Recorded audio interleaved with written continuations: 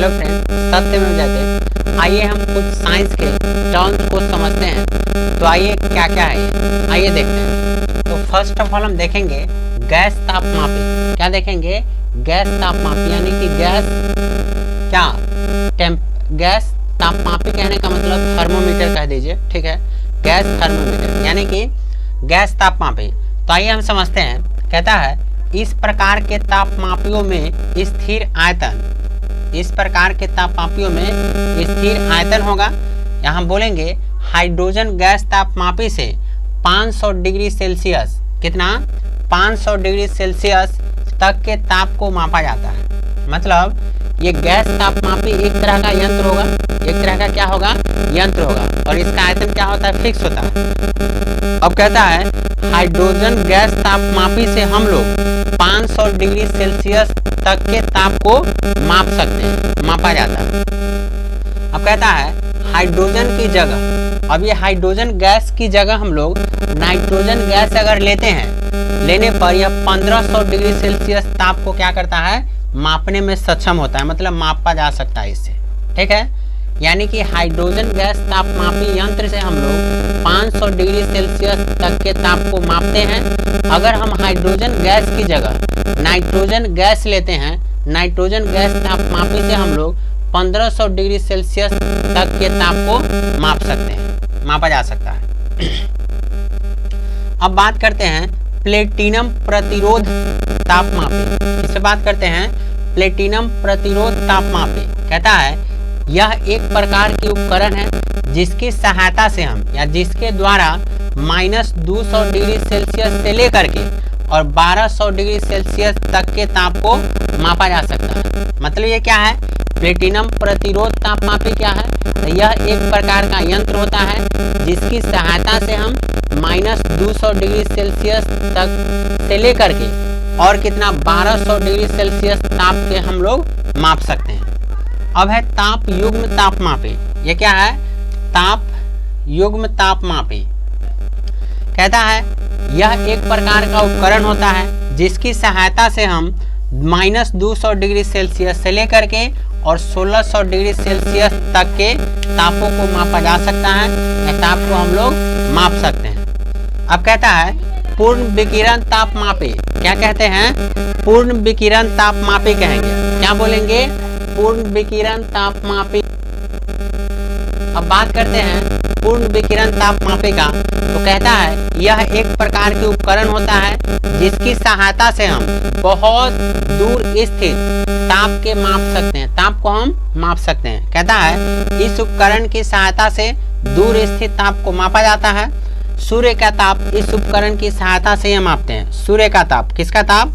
सूर्य का ताप इस उपकरण की सहायता से मापते हैं। कौन सा उपकरण? तो पूर्ण विकिरण तापमापी। क्या है? पूर्ण विकिरण तापमापी। तो पूर्ण विकिरण तापमापी एक तरह का यंत्र होता है जिसकी सहायता से हम बहुत दूर स्थित वस्तुओं के ताप को हम माप सकते हैं। जैसे सूर्य का ताप मापने के लिए पूर्ण विकिरण तापमापी का उपयोग करते हैं। अब कहता है इसके द्वारा प्रायः 800 डिग्री सेल्सियस से ऊंचे ताप को मापा जाता है। मतलब 800 डिग्री सेल्सियस से ऊंचा ताप जिस बॉडी का रहेगा उसी का ताप हम माप सकते हैं। अब क्यों ऐसा होता है? तो आइए समझते हैं। कहता है 800 डिग्री सेल्सियस से नीचे का ताप को इस उपकरण की सहायता से हम नहीं माप सकते हैं। तो क्यों नहीं माप सकते हैं? तो कहा जाता है क्योंकि कम ताप की वस्तुएं उसमें विकिरण उत्सर्जित नहीं करता है। क्या करता है?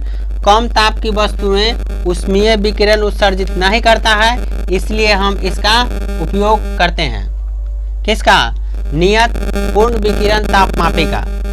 अब कहता है यह तापमापी स्टीफन साहब, जो स्टीफन महान एक वैज्ञानिक थे, ठीक है, उनके नियम पर आधारित है। किसके नियम पर? तो एक महान वैज्ञानिक का नाम आता है स्टीफन साहब। कौन आता है? स्टीफन साहब। अब इसका नियम क्या कहता है तो समझते हैं। कहेंगे महान वैज्ञानिक स्टीफन साहब के अनुसार उच्च ताप पर किसी वस्तु से उत्सर्जित विकिरण की मात्रा इसके परम ताप के चतुर्थ घात के और अनुक्रमानुपाती होता है। क्या होता है? अनुक्रमानुपाती होता है। कहने का मतलब यह हुआ महान वैज्ञानिक स्टीफन स्टीफन साहब के अनुसार किसी वस्तु का उच्च ताप पर किसी वस्तु से उत्सर्जित विकिरण की मात्रा इसके परम ताप के चतुर्थ घात के अनुक्रमानुपाती होता है। तो ये था। तो हम यहाँ से 2-3 पॉइंट्स याद रखेंगे। पूर्ण विकिरण तापमापी क्या है? तो हम कहेंगे यह एक प्रकार की उपकरण होता है जिसकी सहायता से हम बहुत दूर स्थित कोई भी वस्तु का ताप मापने के काम में लाते हैं। जैसे सूर्य का ताप जो होता है इसकी सहायता से हम मापते हैं और 800 डिग्री सेल्सियस के ऊपर ताप को हम माप सकते हैं पूर्ण विकिरण तापमापी से। 800 डिग्री सेल्सियस से नीचे के ताप को हम नहीं माप सकते हैं। किसके द्वारा? पूर्ण विकिरण तापमापी के द्वारा। क्यों नहीं माप सकते हैं? तो उससे नीचे का जो वस्तु होगा वो क्या होगा? ताप विकिरण उत्सर्जित बहुत कम करता है, इसलिए इसकी सहायता से हम नहीं माप सकते हैं। और यह पूर्ण विकिरण तापमापी यंत्र जो है वो किस पे काम करता है? तो स्टीफन एक महान वैज्ञानिक थे जिनके नियम पे काम करता है। ठीक है, तो उनका नियम क्या था? तो एक स्टीफन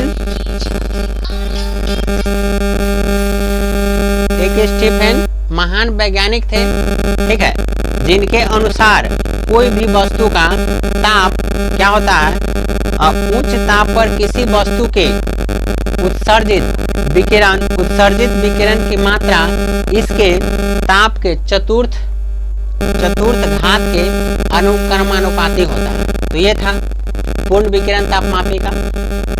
ताप युग्म तापमापी से क्या करते हैं? तो -200 डिग्री सेल्सियस से लेकर के 1600 डिग्री सेल्सियस तक ताप को हम माप सकते हैं। अब है प्लेटिनम प्रतिरोध तापमापी क्या है? तो यह भी एक प्रकार का उपकरण होता है जिसकी सहायता से हम -200 डिग्री सेल्सियस से लेकर के 1200 डिग्री सेल्सियस तक ताप को माप सकते हैं। और ये है गैस तापमापी। तो इससे क्या करते हैं? हाइड्रोजन गैस से अगर मापते हैं तो 500 डिग्री सेल्सियस से ताप को मापा जा सकता है। और इसके जगह नाइट्रोजन गैस लेते हैं तो इसकी सहायता से हम 1500 डिग्री सेल्सियस ताप को माप सकते हैं। तो ये हमारा क्वेश्चन था जो एग्जाम से पूछने की संभावना होती है। उम्मीद करते हैं आपको ये समझ में आया होगा। समझ में आ रहा तो चैनल को सब्सक्राइब कर लीजिएगा। चलिए, थैंक यू। आइए कोटेशन को देखते हैं। कहता है इंतजार है एक मौके का। कहता है इंतजार है एक मौके का, हिसाब होगा हर एक धोखे का। कहता है इंतजार है एक मौके का, हिसाब होगा हर एक धोखे का। मतलब आप इंतजार कीजिए, यानी कि मेहनत कीजिए और इंतजार कीजिए उस दिन का जितने भी आपको एग्जाम पे धोखे मिले।